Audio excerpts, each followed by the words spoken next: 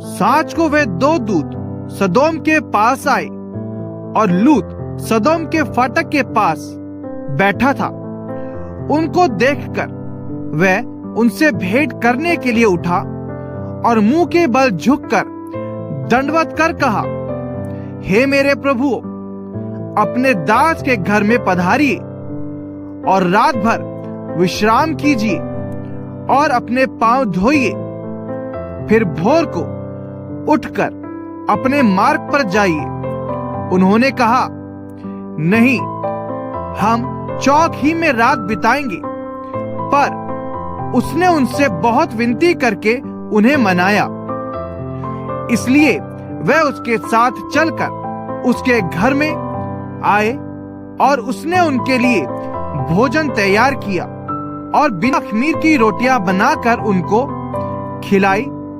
उनके सो जाने से पहले सदोम नगर के पुरुषों ने जवानों से लेकर बूढ़ों तक वरन चारों ओर के सब लोगों ने आकर उस घर को घेर लिया और लूत को पुकार कर कहने लगे, जो पुरुष आज रात को तेरे पास आए हैं वे कहाँ हैं?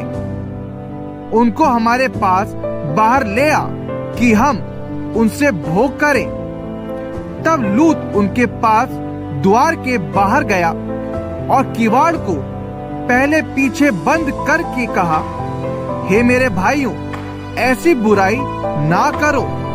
सुनो, मेरी दो बेटियां हैं जिन्होंने अब तक पुरुषों का मुंह नहीं देखा।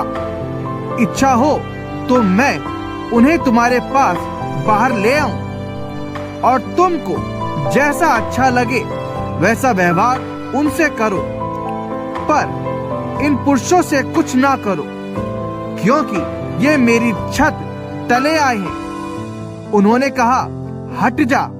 फिर वे कहने लगे, तू एक परदेशी होकर यहाँ रहने के लिए आया, पर अब न्याय भी बन बैठा है।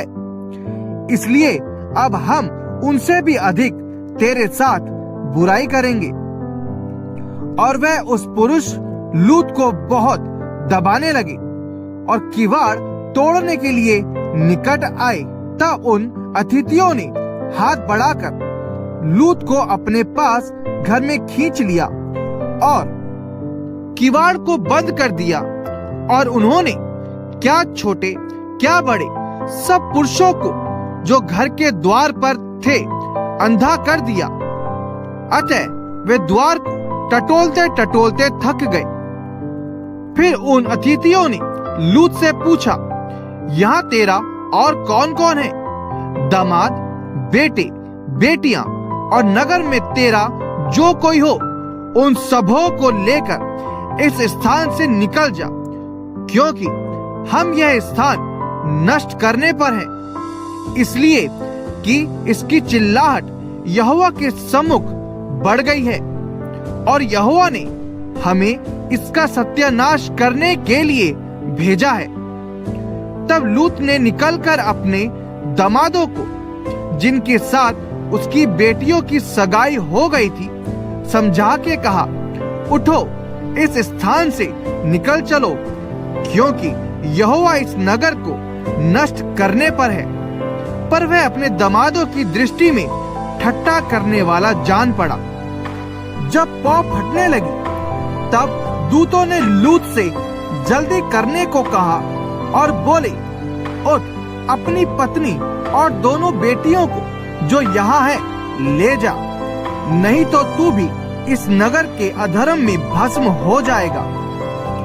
पर वह विलंब करता रहा। इस पर उन पुरुषों ने उसका और उसकी पत्नी और दोनों बेटियों के हाथ पकड़े, क्योंकि यहोवा की दया उस पर थी, और उनको निकाल कर नगर के बाहर कर दिया।